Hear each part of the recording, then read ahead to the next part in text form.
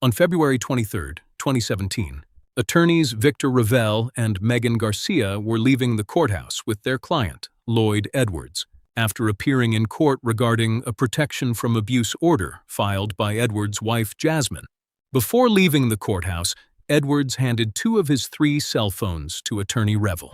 As Revel, Garcia, and Edwards exited the courthouse, they were confronted by Deputy Ashworth and Deputy Ratliff of the Blount County Sheriff's Office in Blount County, Alabama. The deputies were there to serve a search warrant on Edwards and his vehicle, but the situation quickly became complicated because Edwards had already handed 2 of his phones over to his attorneys. I just handed you. I'm from the sheriff's office. Take a look at it. Do you have any other weapons on your person at this time that I need to know about or say? No, sir. No, I now? do in the car. Okay. What do you have in the automobile? A small pistol. Okay. Your vehicle is also part of this search. Okay. So I'm going to have to ask you, do you have the keys to your automobile? Yes, sir. I need the keys to your automobile, right? Okay. Let me pat you down, make sure you don't have any other weapon. Just for your safety and ours. Okay.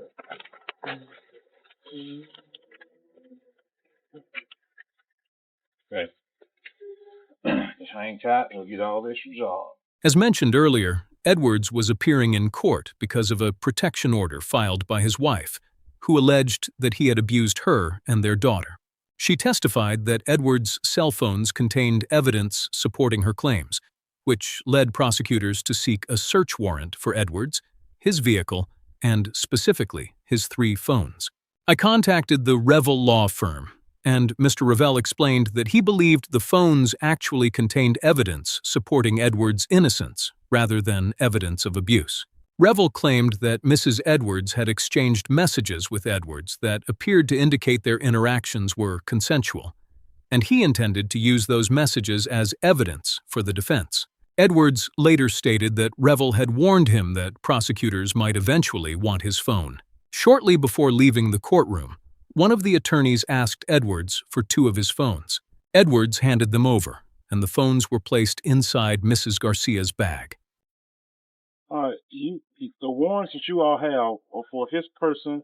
That's correct. And for his vehicle. That's correct. And so he is given the phone that's on his person. Okay, I have video of him handing the phone to you. You handing the phone to her. It's in the satchel right now. Yeah, you all do have that, but that is not on. When you all No, I'm came out on here at him the courthouse to serve with this Brian warrant, on the search that was warrant. not on his person. Okay. So you all are not entitled to that. Yeah. Pardon? Well, all right then. We'll go the other route. Get that other phone. According to Mr. Revel, the exact wording of the search warrant was extremely important. He argued that the warrant authorized a search of Edwards' immediate person and his vehicle, but Edwards was no longer carrying the phones when the deputies attempted to execute the warrant. Since the phones had already been handed over to his attorneys, Revel believed the deputies did not have authority to seize them under that specific warrant. If the deputies had obtained a separate warrant, specifically covering the phones, they may have had greater authority to seize them, although the defense could still have challenged the validity of that warrant. There was also another problem. The warrant presented by the deputies did not authorize them to search Mrs. Garcia or her belongings. After realizing that Revel was refusing to comply with their demands, Deputy Ashworth contacted the district attorney's office to ask how they should proceed. All right, you've got a plot. Hey, we're standing here, and we have it on video that he handed his cell phone to his attorney, one, and they handed it to another, and it's in the satchel that is right here. Well, are we being detained? At this moment in time, They're not denying it. We have it on video. I'm going to detain you until we determine the next course of action. Give me Well, just a minute. what I have is Okay. person and vehicle. I'm going to turn this off. I don't know what we've just done. Now, let me see. Send that shut off. Okay. Okay. We either need the phone out of the satchel, or we will have to detain you and get a search warrant if you get the phone. So you're going to, okay. Well, we're not going to give you we're not going to give you anything that's on our person that you don't have a right to. So if you detain us, you have to have there's certain constitutional safeguards to do that. But you're going to detain us, then hey, we're not going to run. So, and you all are telling us we are being detained. Is that right?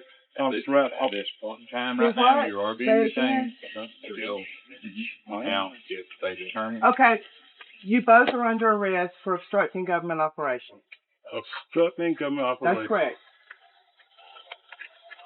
Okay. Mr. Ashworth, this is definitely an unlawful arrest. But we're under arrest. Mr. Revel maintained that the arrest was unlawful because the deputies were relying on a search warrant that, in his view, did not authorize them to seize the phones.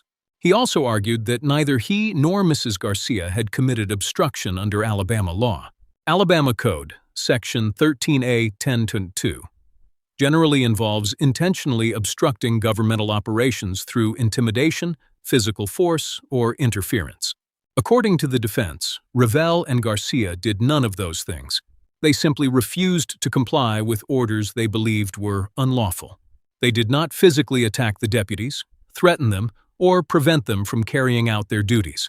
Revel's argument was essentially this: if the deputies genuinely believed the warrant authorized them to take the phones, what was physically stopping them from taking Garcia's bag and retrieving them?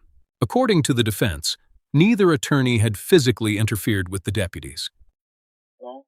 Yeah, that's real life. I'm not just getting in trouble for it. Sir, if you would, turn around, let me make sure you don't have no weapon on you at all. Of course not. Okay. Just want to make sure that one. We have it on video. We have not broken the law. So if you're arresting us,